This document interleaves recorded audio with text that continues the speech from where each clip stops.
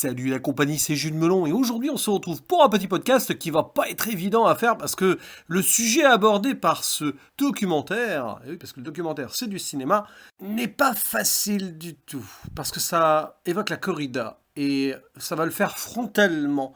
Albert Serra, vous connaissez peut-être ce metteur en scène catalan, notamment pour son dernier long métrage, avant celui-ci, Pacifiction, qui est le seul que j'ai vu à date. Enfin, maintenant c'est faux, puisque j'ai pu découvrir et rattraper sur le tard, même s'il est sorti il y a environ un mois en France, son Tardes de Solera. Je disais documentaire, oui, mais c'est son premier, lui, qui faisait de la fiction avant, mais pas si fiction que cela, tiens, c'est assez amusant, pacifiction, parce qu'il y a toujours quelque chose de documenté, de très palpable dans ce qu'il a pu donc proposer au public, même si je n'ai pas vu ce qu'il a fait avant Pacifiction, j'ai lu, j'ai pu constater certaines images, et en effet ça donne envie d'ailleurs d'en voir d'autres.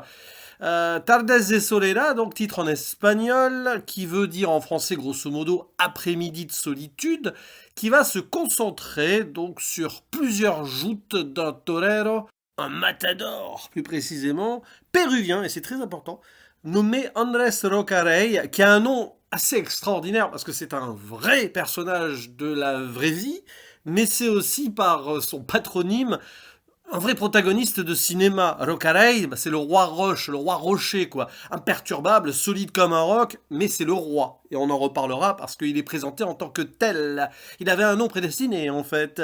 Et on va le suivre sur plusieurs corridas, en Espagne pour la majeure partie d'entre elles. Parfois, la location est incertaine.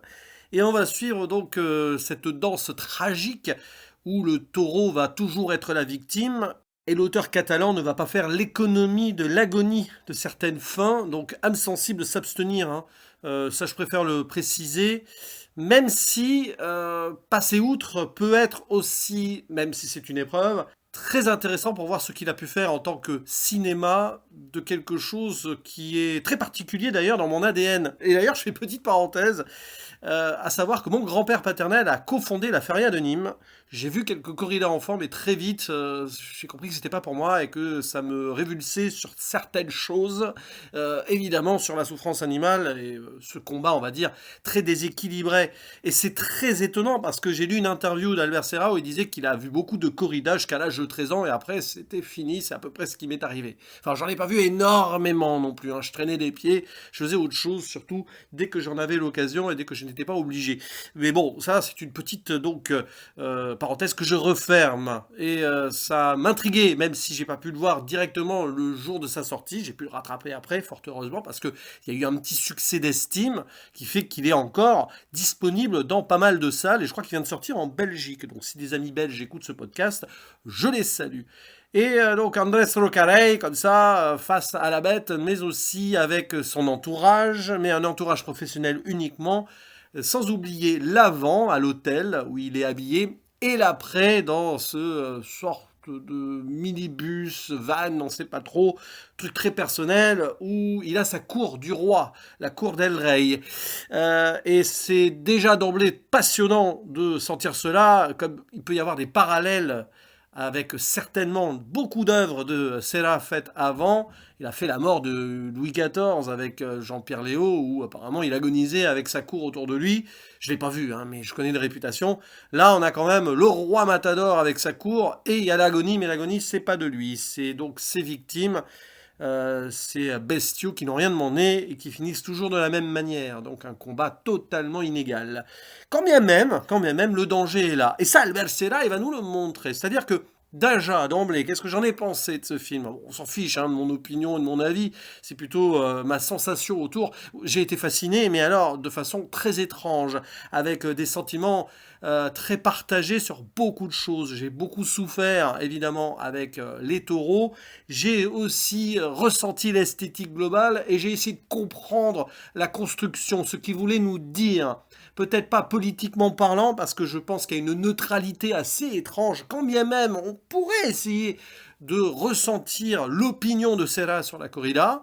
Vous pouvez vraiment interpréter cela comme vous voulez. J'ai ma petite idée, mais c'est pas forcément important. La façon dont il ouvre le film peut être à double tranchant d'ailleurs, la façon dont il termine celui-ci également. Ce qui est certain, c'est que c'est une pure expérience, qui est peut-être pas à la hauteur d'ailleurs du premier visionnage ici, parce que je ne l'ai jamais revu, Pacifiction. Il aurait peut-être fallu que je le revoie avant, mais bon, peu importe. Peut-être pas à la hauteur donc de ce long métrage de fiction précédent avec Benoît Magimel, quand bien même il y ait quelque chose qui, dans l'atmosphère, revient et rejaillit. Pour moi, Pacifiction et Tardes de Soledad, quand bien même soient très différents dans leurs propos, eh bien, sont très proches aussi dans ce que, sur sa forme, son montage, évidemment aussi sa photographie, parce que il est avec son pote, son compagnon, son compadre ultime, Arthur Toth, qui est donc le chef-op, et ensemble ils ont monté le métrage pendant des mois à ne faire que ça. Il y a vraiment de l'artisanat derrière. Bref, il y a la même palette graphique parfois, cette surexposition qui va super bien ici avec l'idée d'ailleurs, les dorures, les parures, même dans l'hôtel, ça paraît la noblesse absolue, quoi. C'est Versailles, mais pas loin. Le minibus, le van, c'est ça, c'est aussi comme s'il était porté sur une chaise porteuse par des... Enfin, il n'est pas porté ici, il est transporté, mais il y a quand même ces gens autour. Oui, il y a ces gens, dans le terme médiéval même du terme, si on veut. Et c'est en ce sens que j'ai été fasciné, parce que purement sur le 7e art, sur la forme, et derrière, on va dire, la tentative d'en extraire le fond, je vais y revenir. De toute façon, je vais faire beaucoup de digressions ici. Je suis non pas à chaud, j'ai 24 heures après le visionnage, mais je suis quand même en impro. Il y a beaucoup de trucs qui ont capté mon regard. C'est-à-dire que j'ai été halluciné et hypnotisé par beaucoup de choses. Quand même la corrida, qu'elle soit qualifiée comme art ou non, un art assez dramatique, c'est pas quelque chose qui va me passionner, même visuellement. Quand bien même, oui, il y a des chorégraphies qui s'imposent, là, avec cette danse. Rappelez-vous la chanson de Francis Cabrel, Je vais bien finir par l'attraper, cette danseuse ridicule. Évidemment, on y pense. D'ailleurs, je salue l'ami Joe, mon pote de la 7ème illusion et du fil d'Ariane, qui a pensé aussi pendant le film. Moi aussi, je n'ai eu de cesse que d'avoir cette chanson de Cabrel qui a bercé mon enfance et mon adolescence. Et bizarrement, il y a quand même des échos qui se mettent en place là. Bref, qu'est-ce que je disais? Je digresse. Oui, fascination des images, du montage, des sons et de... on va dire la mise en place globale je vais dire de la technique, parce qu'en soi, oui, on la sent, elle est là, quoi. Parce qu'il y a des choses qui n'ont peut-être pas pu être faites au préalable, qui sont là, mises en avant, c'est-à-dire la captation sur le moment avec des micros HF, avec longue durée de batterie, beaucoup de rush probablement. On sent qu'il y a une minutie de choix qui fait que là, dans le montage, il y a un discours qui se met en place, mais quel discours? Ça restera une question qui peut être en suspens, et à mon avis, on a plusieurs points de vue, plus que jamais là encore, possible sur ce film, mais il y a quelque chose qui fait que ça dure un peu plus de 2 heures, la durée d'une corrida d'ailleurs, c'est très redondant, etc., ce qui pourrait être le cas aussi d'une corrida, si on n'en est pas, on va dire, habitué, et que ça gave un petit peu. Moi, des vieux souvenirs de corrida que j'ai pu voir, j'avais peut-être vu 4-5 dans ma vie, et encore, je me souviens pas vraiment d'un moment particulier, mais c'est vrai que c'est un peu longué, quoi. Bon, ça ne dure que 2 heures, mais c'est toujours un peu des mêmes basses, etc., le même procédé que l'on voit d'ailleurs, il y a aussi une tentative de nous présenter ce que pourrait être ce sport, ce truc, c'est ce spectacle. On va dire que c'est un spectacle, de toute façon, là, spectacle qui est encore mis en plus sous l'œil du spectacle par la caméra, enfin les caméras, 3 caméras souvent, d'ailleurs, comme il l'a fait sur Pacifiction, de Albert Serra, et de son chef-op, parce que là, vraiment, on ne peut pas les dissocier. Bref, il y a, au-delà donc de ce qu'on pourrait imaginer sur le côté ballet, etc., quand bien même ça se rapproche au niveau d'une danse très corps à corps avant, malheureusement, la mise à mort, il y a autre chose, c'est-à-dire dans la façon dont il place son dispositif. C'est-à-dire qu'on a un huis clos qui est clair. De toute façon, c'est un huis clos général. C'est un huis clos mental, sensoriel sur plein de points. Ça commence sur le taureau, j'y reviendrai après. Et après, on est beaucoup sur le personnage de Rey, on va l'appeler Rey, ça sera plus simple. Il y a le huis clos avant, le huis clos après et le huis clos pendant dans cette arène. Et un huis clos qui est très close-up, c'est-à-dire avec des plans très rapprochés que nous pourrions pas voir en étant dans le public, ou alors avec des jumelles, hein. D'ailleurs il y a cette histoire de jumelles aussi dans Pacifiction, qui essaie de rapprocher les plans. Bah là on l'a vraiment, hein. C'est directement ça, comme si on était observateur, spectateur, mais pas le spectateur lambda de l'arène, quelqu'un qui aurait le privilège, si on veut, d'aller au plus proche du truc. Et avec les sons, ça colle parfaitement. C'est-à-dire qu'on entend des respirations, on entend les gens discuter entre eux, mais pas le public. Enfin, on les entend au loin, le public à siffler quand ils sont pas contents ou à faire des olé, quand évidemment ils sont satisfaits et à applaudir. Mais donc Rey et son équipe, et ça parle, technique, oui, mais aussi vas-y, t'es le meilleur, t'as les plus grosses cojones, enfin huevos, je crois qu'il utilise plus le terme huevos que cojones, enfin, vous avez compris quoi, hein, c'est du virilisme absolu, ça bombe le torse évidemment, on a cette image là qui est presque cliché hispanique du bombage de torse, on peut voir ça dans des Astérix par exemple, hein. Hombre, homme, oui bon, oui ce sont des hommes, et ils ne s'en cachent pas, des hommes habillés quand même comme des danseuses ridicules, hein, pour reprendre une nouvelle fois Cabrel, il y a cette idée d'art totalement ancestral, évidemment, c'est de la tradition, avec des habits qui paraissent un petit peu très étranges même, par rapport au virilisme de ce sport-spectacle, mais il y a une idée voilà, de paillettes, et on en revient à des bases aristo, peut-être, je ne sais pas hein, comment la corrida vraiment est née, pourtant elle est née probablement dans les campagnes, mais c'est une récupération aujourd'hui, une occupation aussi de bourgeois, hein, au sens large, parce que je pense que pour aller voir des corridas, il faut quand même débourser un petit peu. Bref, il y a cette idée que oui, dans l'approche du son et de l'image, on est là quoi. Et puis c'est la boucle, hein. La boucle se referme d'ailleurs autour du taureau au fur et à mesure que le ballet devient de plus en plus corps à corps. C'est la fin qui s'approche pour un taureau qui souffre, qui a été piqué, donc qui n'a plus toute sa tête, donc parce que il est à l'agonie, il agonise d'emblée, hein, avant même la fin. Et d'ailleurs, même la fin, parfois, est une lente agonie pour lui. On les voit, hein, les fins ratées, où ça tire la langue. C'est une horreur, hein, c'est une horreur absolue. On touche à l'horreur totale d'un documentaire, qui est presque une sorte de, pas de documentaire de guerre, mais une documentaire d'une violence accrue. Et cette violence qui vient de ce virilisme-là, d'un spectacle, et les gens s'en délectent. Mais les gens ne les voient pas. C'est-à-dire que nous, spectateurs, nous sommes l'unique public, finalement, d'un public qu'on n'entendra que. Et nous, on est là, et on est placé par Albert Serra, presque forcé, enfin si vous voulez voir le film, et si vous restez jusqu'au bout, tout ça, c'est votre choix, et vous essayez de comprendre. Et là, il y a quelque chose de mystique qui se met en place. Et c'est là, c'est terrible, parce que vous allez presque avoir des émotions quand il va se faire quasi encorner. Il y a des moments où il est quand même à deux doigts, et c'est très étrange et très fort. Bon, je sais pas, ça arrive souvent pour les matadors, les toreros et tout, d'avoir des incidents et tout, mais là on en voit quand même deux. Je spoil ou pas, peu importe, là c'est pas vraiment du spoil, hein, c'est un documentaire sur la vie d'un matador et de ce qui se passe, bon.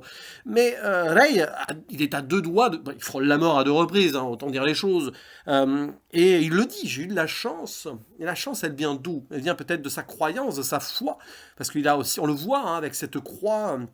il est péruvien, bon, peu importe, il aurait pu être espagnol, c'est pareil, mais il y a cette foi-là qui va peut-être le sauver. Alors, je sais pas, Albert Serra, son rapport à la religion, est-ce qu'il a voulu faire un focus dessus, peu importe, mais on l'entend. Pourquoi? Il se pose des questions quasi métaphysiques après coup, mais j'ai eu de la chance quand même, machin, et tout, puis les autres autour lui disent, non mais t'es le meilleur, t'es le génie, t'es le sommet, voilà, c'est ça la vie, il y a plein de trucs comme ça qui reviennent, et oui, c'est vraiment la cour du roi, et Rey, il est sur son trône dans son minivan, avec le R derrière, là, sur l'appui-tête, c'est vraiment l'oreille totale, hein.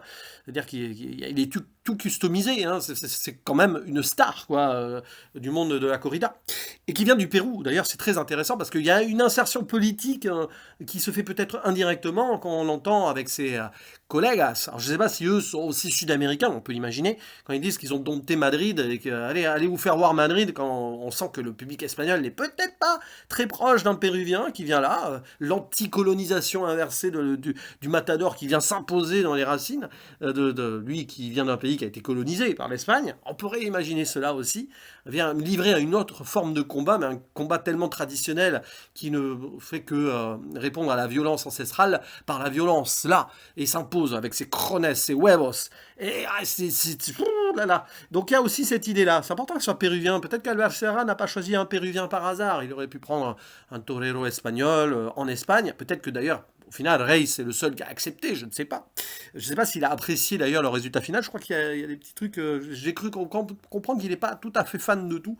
Mais voilà, après, tout ce qui peut se passer dans le film, on pourrait y parler pendant des heures. Ce genre de film, on peut en parler pendant des heures. Et en solo, je ne vais pas le faire. Mais voilà, il y a tout l'ego derrière. Mais c'est un personnage égo à la Serra, de toute façon. Dans Pacifiction, Magimel, je crois que c'est deux relais, hein. Le personnage était là en mode représentation de l'État français, forme de colonialisme qui vient à Tahiti, enfin Polynésie, et qui lui aussi a sa cour autour, parce qu'il faut le brosser dans le sens du poil, avec ce corps imposant et tout. Donc, d'ailleurs, plus le corps animal, qui pourrait être le taureau du film ici, mais autrement inversé, et qui finit peut-être de tomber dans une forme d'enfer local par spirale, une descente infernale en spirale, qu'on voyait un peu dans Pacifiction. Bah là, c'est pareil, mais c'est plus pour le taureau. C'est comme s'il y avait un renversement des rôles. Et finalement, si le héros de ce Tardes de Soledad, c'était pas autant le taureau, enfin les taureaux, parce qu'il y en a plusieurs malheureusement, hein, ou le matador. C'est pour ça que le film s'ouvre sur un taureau qui respire. On ne sait pas si c'est vraiment la respiration du taureau, enfin ça a été remixé, ou s'ils avaient mis une caméra très proche, ou si c'est un autre taureau, ou si c'est Rocarey lui-même qui transpose sa respiration sur celui du taureau. Mais vous voyez cette introduction qui nous plonge dans les ténèbres de l'animal, parce que c'est de nuit, qui va succomber, et c'est triste. Peut-être qu'il y a un point de vue là-dessus. Et après, paf, le plan d'après, c'est vraiment un montage où le visage du taureau, si vous fixez cela, vous voyez le visage du matador derrière, quoi. Enfin, il y a une transposition des deux visages, ce sont deux mêmes fonctions d'un combat acharné. Mais bon, il y en a un qui frôle la mort quand même, mais l'autre il meurt à coup sûr. Hein. Je pense pas qu'un taureau soit épargné, même s'il arrive à tuer un matador, c'est déjà arrivé. Hein. Je crois pas. Donc, peut-être qu'il y a eu des cas de taureaux graciés, mais alors là, à mon avis, c'est 1 sur 1 million. Peut-être que j'extrapole. Donc c'est terrible en fait. Donc il y a cette idée de boucle là, d'enfermement, de huis clos, de côté quasi mystique aussi qui se passe là, avec des personnages qui sont solitaires, mais qui sont très entourés, mais qui sont très solitaires, parce que c'était ça aussi le personnage de Magimel. J'imagine celui de Louis XIV, Jean-Pierre Léaud, seul face à la mort qui arrive. Là, c'est ce torero seul face au taureau, quand bien même il est toute sa cour autour, le public, paf, et la caméra resserre sur lui et le taureau. Et dans l'hôtel aussi, le moment où il est habillé dans cet ascenseur qui est une gravure dorée en lui-même, une sorte d'ascenseur en or qui le mène vers la gloire. Et après, dans ce minivan où il y a beau avoir des gens autour, on va fixer ce personnage donc de Ray, même si ça discute autour et que lui, il se recoiffe sur l'objectif, il sait qu'il est filmé. Ils savent qu'il est filmé. Il y a des moments où il a conscience qu'il est filmé, il y a des consciences où il oublie qu'il est filmé. Et même quand il n'est pas là, il est là. Voilà, c'est-à-dire qu'à un moment, il est sorti du van et on voit un petit peu des gens autour continuer à parler vite fait et il est toujours là, c'est le centre d'intérêt. Et lui, il est ailleurs, on ne saura jamais plus, à part qu'il est croyant. On ne saura jamais rien de sa famille. On sait un petit peu de ses collègues et tout, il parle vite fait à un moment de quelqu'un qui a pris sa retraite. Bon, mais voilà, il y a une vague mystique là-dessus et on a un homme dont on ne sait pas ses vraies motivations, à part qu'il a envie de porter ses cojones. Oui, sûrement, oui.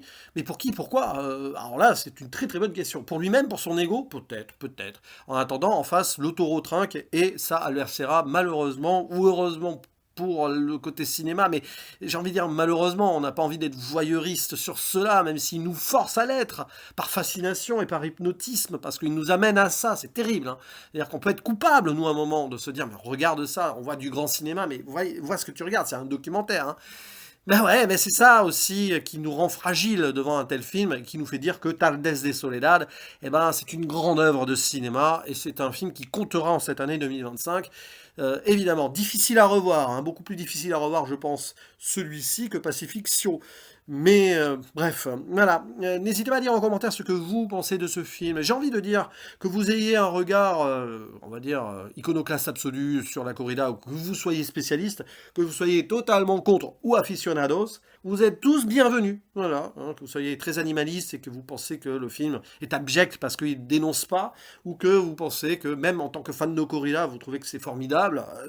Exprimez-vous. Il faut qu'on en discute de ce film, c'est important. Je fais rarement des podcasts solo de quasi 20 minutes, mais et encore, je pourrais être frustré à la réécoute, une fois le montage terminé, en me disant « Ah, j'aurais pu parler de ci, j'aurais pu parler de ça. » Oui, je vais finir là-dessus, et peut-être que c'est votre cas aussi en m'écoutant. À la fin, vous avez l'épuisement, c'est-à-dire que la réalité de ce combat combat horrible qui est répété comme ça, avec ce côté redondant, cyclique, avec une sorte de musique classique. Je crois que c'est la valse triste de Sibelius à la fin. Il y a l'épuisement du spectateur qui est en parallèle avec l'agonie finale du taureau, d'ailleurs. Hein. On est anéanti en sortant de là. Voilà, on est anéanti et à la fin, le taureau est traîné en dehors de l'arène et ça finit sur Rocaray qui sort. Qui sort sur des triomphes, mais quand même la caméra est un peu loin. Finalement, elle ne triomphe pas ultimement avec lui. Et moi, je vous laisse en commentaire triompher de votre avis.